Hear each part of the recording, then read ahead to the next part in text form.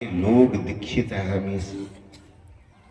और वो सहरसा जिला समिति के मंत्री भी।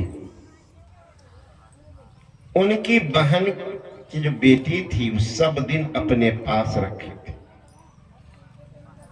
शादी भी यही उनके मामा ही कर दिए थे। बरसों हो गई, संतान नहीं हुई थी, तो बराबर मेरे पास जाए एक ही बात बोले। मैंने कहा ठीक है, गुरु महाराज से प्रार्थना कीजिए, विश्वास रखिए। तो उनकी माँ बोलती है कि बाबा जी हम लोग कहीं नहीं जाते हैं, सिर्फ आप ही के यहाँ, इसके अलावा मंत्रियार से नहीं ठुकाई कुछ। आजकल की मायदा तो नहीं हुआ तो उधर जंतर बनवा देती है, उधर मंत्र फुकवा देती है, वो दरबार चाहिए, कहाँ जाए कहाँ नहीं। तुमको ऐसा मन में नहीं हुआ? कहने लगी नहीं बाबा, मन में नहीं आती है, हम पूर्ण गुरु के शिष्य नहीं जाते। संजोग मैं कुछ बता दिया था, लड़की गर्भवती हुई 12-14 साल के बाद। तो अब उनकी प्रसव होने का समय हो गया। ये लोग गई डॉक्टर के पास सलाह लेने के लिए। डॉक्टर ने कहा कि समय तो हो गया इनका, 3 दिन पहले इंतजार करो। इंतजार किया और 7 दिन। तो डॉक्टर देखता है, जब कह रहे इसके शरीर में पानी नहीं है, अब बच्चा मरा हुआ, इसलिए जाओ इंतजाम करके आओ। सारा खर्च तो 50,000 लग ही जाएगा, लेकिन तत्काल में 15,000 तो तुरंत लगेगा। तो ये लोग गए घर में इंतजाम हुआ, तब तो चारों तरफ मांग कर करके कहीं कुछ। तब हमको फोन से बात करता। मैंने कहा गुरु महाराज पर विश्वास नहीं है। कहा बाबा विश्वास डगमगा रहा। क्या डगमगा रहा विश्वास? तो मैंने कहा कि क्या डगमगा रहा?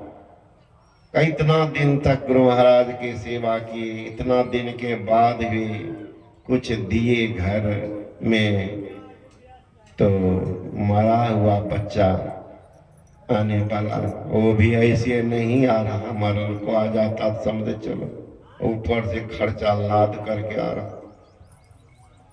50,000 बोल रहे। संजोग ऐसा का हम लोग थे सत्संग में जब बात हो रही थी, हम थे, ये हमारे आदरणीय महात्मा सुभाष बाबा घूम रहे थे पूर्णिया जिला में सत्संग के बाद। उसी समय फोन आया। तो मैंने कहा सुनिए, काहे के लिए ऑपरेशन करवाइएगा, गुरु महाराज से प्रार्थना भी कीजिए बैठ करके, हम भी कहेंगे। तो पैसा का इंतजाम हो गया?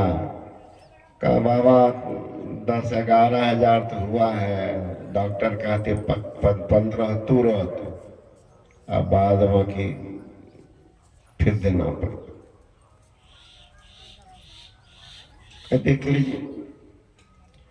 मैंने कहा ठीक है, जाओ जितना पैसा है ना लेकर के जाइए, लेकिन डॉक्टर से कहिएगा कि दवाई से अगर हो जाए काम तो ठीक है। का बाबा बोले मालिक तो बिगड़ गए, डॉक्टर बिगड़ गए, भागो यहाँ से, ज्ञान छटने आइए, भागो। तो भगा दिए हैं, तो हॉस्पिटल से में ही है कि बाहर में बैठे हुए हैं। मैंने कहा कि ठीक है, कोई नर्स से संपर्क कर लो, कुछ पैसा उनको दे देंगे। अभी उनकी सास, ये 2-3 और महिला बैठी हुई है, बातचीत हो रही। तो लड़की बोली हम जा रहे हैं थोड़ा बात। जो ही लड़की उठी, एकाएक बच्चा जन्म ले लिया बिना ऑपरेशन का, जिंदे बच्चा था। महाराज की जय। जिंदे बच्चा, और डॉक्टर को घोषणा किया कि 7 दिन पहले गर्भ में बच्चा मर गया है। 7 दिन पहले बच्चा मर गया, बिना ऑपरेशन के मरा हुआ बच्चा कैसे निकलेगा? यहाँ जिंदे बच्चा बिना ऑपरेशन का, बिना पैसे का। वो पैसा तो लोग दौड़ते गई थी, भी पैसा ले लीजिए बाबा, लो जाओ भंडारा कर दो। तो एक ईश्वर पर अचल विश्वास, परमात्मा सब जगह है, सबकी सुनते हैं, हृदय की वेदना सुनते हैं। हाथ में सिमरनी है, पेट में कतरनी है, भागवत गीता का लंबा चौड़ा पाठ कर रहे हैं, सबको समझा रहे हैं, अपना समझ रहे हैं, ऐसी प्रार्थना भगवान नहीं सुनते। हाथ सिमरनी, पेट कतरनी, पढ़े भागवत गीता, हृदय शुद्ध किया नहीं बोले, कहत सुनत दिन बीता, जग में नाम भजा सो जीता। श्रद्धा हो, अचल अचल विश्वास, पूर्ण भरोसा, लचर पचर नहीं, लचर पचर नहीं, पूर्ण भरोसा। और उसकी प्राप्ति कहाँ होगी? काशी में, बनारस में, प्रयागराज में, गंगोत्री जमुनोत्री में। उनकी प्राप्ति अपने अंदर में। देखिए गुरु महाराज एक ही शब्द में संत मत के सारे ज्ञान को निचोड़ करके पिरो दिया, एक माला में, एक ही शब्द में। एक इस अचल विश्वास, पूर्ण भरोसा, और उसकी प्राप्ति अपने अंदर में होगी, इसका दृढ़। एक एक शब्द पर ध्यान दीजिए। विश्वास ही तो काफी है महाराज, उसमें विशेषण जो दृढ़ विश्वास, सब में है विशेषण, सब में विशेषण, दृढ़ विश्वास। थोड़ा इधर हो गया तो चलो गुरु महाराज में कैसे की करबे, नहीं बाबा में दमे नहीं छे, फोटिए को उठा के फेंक दे छे। तो विश्वास की कमी जिनको होती है, तो कभी भी किसी भी काम में सफलता को हासिल नहीं कर सकते, हासिल नहीं कर सकते। इसलिए एक ईश्वर, ईश्वर 10 को 20 को थोड़े। राजा जनक के दरबार में याज्ञवल्क्य ऋषि रहा करते थे, और याज्ञवल्क्य ऋषि की सेवा में उनकी एक विदुषी शिष्या गार्गी भी रहती थी। एक दिन सुबह सुबह गार्गी आती है और साष्टांग दंडवत प्रणाम करके खड़ी हो जाती है।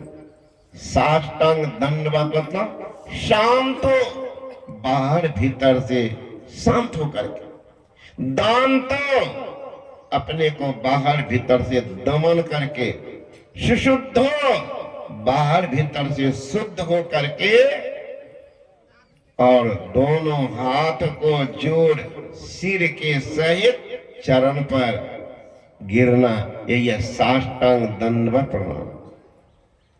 ऐसे तो मुंहों से बोलते हैं बाबा साहब दंडवत प्रणाम करते, खड़ा है तो दंडवत कैसे हो गया जी?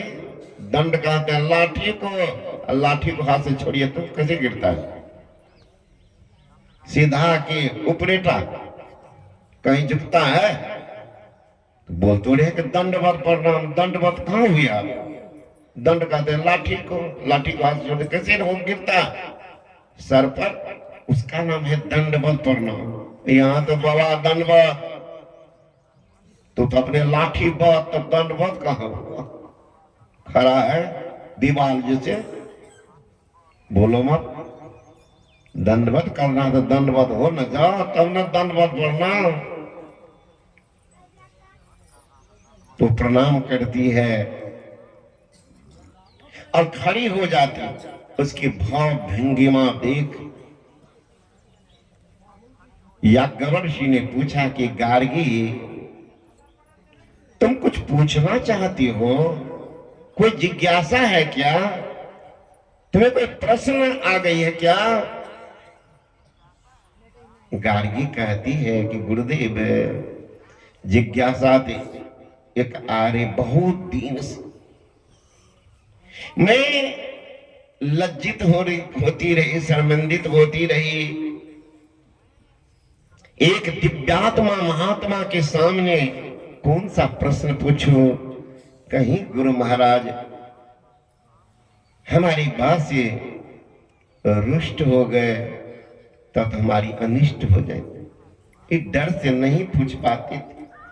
लेकिन गुरु महाराज आज वह जिज्ञासा, वह प्रश्न इतनी बलवती हो गई कि आपके सामने खींच करके खड़ी कर दी। याज्ञवल्क्य से हंसने लगे। गार्गी, तुम्हारी जिज्ञासा कोई अनर्गल हो नहीं सकती। तुम्हारी जिज्ञासा में कोई अहंकार की बदबू नहीं आ सकती। तुम्हारी प्रश्न कोई दिखावटीपन वाली भी नहीं होगी। तुम्हारी जो भी जिज्ञासा प्रश्न होगी वह औरों के लिए उपदेशात्मक होगा, अपने जीवन को संवारने वाला होगा, अपने जीवन को बनाने वाला होगा, औरों के लिए उदाहरण पाथे बन के रहेगा। मुझे ऐसा ही विश्वास है कि तुम्हारे जैसी किसी विदुषी शिष्या अनर्गल बात अपने आराध्य देव से नहीं कर सकते। जो कुछ पूछना है निश्चिंत, निर्द्वंद, निर्विकारी बन करके पूछो, मैं उनका समाधान करूंगा। तब गार्गी कहती कि गुरुदेव, एक शब्द आता है आधार, वेश। मैं जानना चाहती हूं कि इस पृथ्वी का आधार क्या है, पृथ्वी किस पर टिकी हुई है। बार बार ये प्रश्न आती रही, मैं दबाती रही। आज वही प्रबलतम बन करके आपके सामने ला दिया। यही एक प्रश्न बार बार आती रही। याज्ञवल्क्य ने कहा कि गार्गी, वाह, तुम्हारी जैसी विदुषी शिष्या ही इस तरह की जिज्ञासा कर सकती। मैं जो कुछ कह रहा हूं दक्षित होकर के सुनो। इस मिट्टी तत्व का आधार समष्टि जलमंडल है।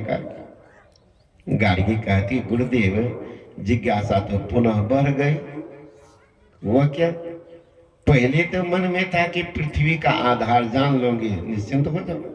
आप कहते हैं जलमंडल, समष्टि जलमंडल। तो समष्टि जलमंडल का आधार क्या है गुरुदेव? का समष्टि अग्निमंडल है। का समष्टि अग्निमंडल का आधार क्या है गुरुदेव? का समष्टि वायुमंडल है। का समष्टि वायुमंडल का आधार क्या है गुरुदेव? का समष्टि आकाश मंडल है। का समष्टि आकाश मंडल का आधार क्या है गुरुदेव? का समष्टि 3 गुणों का मंडल है। का समष्टि 3 गुणों का मंडल का आधार क्या है गुरुदेव? का समष्टि अहंकार मंडल है। का समष्टि अहंकार मंडल का आधार क्या है गुरुदेव? का समष्टि साम्यासाधारण मूल प्रकृति है। गार्गी नतमस्तक होकर के चरण पर रोने लग गई। का अब तुम क्या चाहते हो? गुरुदेव, पहले तो एक ही जिज्ञासा थी। मैं सोची कि समाधान करवा करके निश्चिंत होकर के सेवा में लग जाऊंगी, लेकिन जो ही आपने समाधान की तो दूसरी जिज्ञासा आ गई। सोची चलो इसका भी निराकरण करवा ही लेती हूँ। दूसरी समाधान किए, अब तीसरी, चौथी, अब तो प्रश्नों का मानो कतार खड़ा हो गया है। ये कब तक चलता रहेगा? मैं तो बाबरी हो रही हूँ। और इस तरह की जिज्ञासा समाधान कराने से औरों को भी कष्ट होगा, गुरुदेव को भी कष्ट होगा। गुरुदेव की अगर रंच मात्र भी मेरे प्रति कुभावना होगी तो मेरा तो सर्वनाश हो जाएगा। हे गुरुदेव, अब आप ही बताएं कि जिज्ञासा कैसे रुकेगी। अब क्या चाहिए तुमको? गुरुदेव, समष्टि साम्याधारणी मूल प्रकृति का आधार क्या है गुरुदेव? कहा समष्टि परा प्रकृति मंडल है गाड़ी का समष्टि परा प्रकृति मंडल का आधार गुरुदेव का अनंत परमात्मा का। उस अनंत परमात्मा का आधार क्या है गुरुदेव? याज्ञवल्क्य किसी ने कहा कि गार्गी, अभी तक तो तुम्हारी जिज्ञासा सराहनीय थी और तुम विदुषी मालूम पड़ती थी, लेकिन तू उस अनंत परमात्मा का आधार जानना चाहती हो? जा रे पगली, अब तो तेरा सिर नीचे हो जाएगा। जो सबके आधार है, स्वयं निराधार है, इसलिए सर्वाधार कहलाते हैं। फिर उसका आधार क्या होगा? जो सबको बनाते हैं, सबको बिगाड़ते हैं, स्वयं नहीं बनते, स्वयं नहीं बिगड़ते, वही अनंत परमात्मा है गाड़ी। जो सबको प्रकाश देते, स्वयं किन्हीं की प्रकाश की जरूरत नहीं, वही तो अनंत परमात्मा है। सबकर परम प्रकाश का जारी, राम अनाद अबद पति सोए। जो सबके परम प्रकाशक है, वही अनादि अनंत परमात्मा है। उनका कोई आधार नहीं, इसलिए हम लोग तो पढ़ते हैं प्रत्येक दिन, सर्वाधार में तू पार में, सत्ता स्वरूप अपार सर्वाधार में तो पार में। तो सबके पार वही अपरंपार, वही सर्वाधार, वही अनंत परमात्मा। उनका ज्ञान कहां होगा? उनका ज्ञान कहां होगा? गुरु महाराज जी कहते हैं, महर्षि में ही प्रमन जी महाराज, प्रभु तो ही कैसे देखल पाओ, तन इंद्रिन संग माया देखो, माया तीत धरहु तुम नाओ। प्रभु तो ही कैसे देखल पाओ। मेधा मन संग जेते दर्शन, मेधा मन संग जेते परसन, सब माया में दर्शन प्रसन्न। प्रभु दरस परस नहीं, ये है सच। हे सतजान, ये इंद्रियों के द्वारा जो तुम देख रहे हो, ये माया का दर्शन कर रहे हो, परमात्मा का दर्शन। इनसे आगे, इनसे आगे योग हृदय वृत्त केंद्र बिंदु जो चम चम चमके ना, नजर जोड़ तक धसे ताही में धुन सुन पावे ना। सूरत शब्द की करे कमाई, निज घर जावे ना। निज घर में निज प्रभु को पावे, अति हुलसावे ना। मैं ही अस गुरु संत उक्ति, यम त्रास मिटावे ना। जमराज डरेगा, जमराज कहेगा, काल मुख से निबुकी भागो, ध्यान के बल भाई रे। ऐसो अवसर खोई हो तो रोई हो पछताए रे। कपाल धुनते रहिएगा। जैसे काल डरता है, काल डरता है। संत कबीर साहब कहते, सतगुरु की सेवा करे, पावे परवाना हो, प्रमाण पत्र मिलेगा, गारंटी कार्ड, आधार कार्ड मिलेगा। सतगुरु की सेवा करे, पावे परमाना हो, और कहे कबीर धर्मदास से तही काल डराना हो। काल डरता है भक्त। ऐसे तो काल का नाम ही सुनकर भी सिट्टी पिट्टी गुम हो जाएंगे। भक्त से काल ही भागता, काल भागता।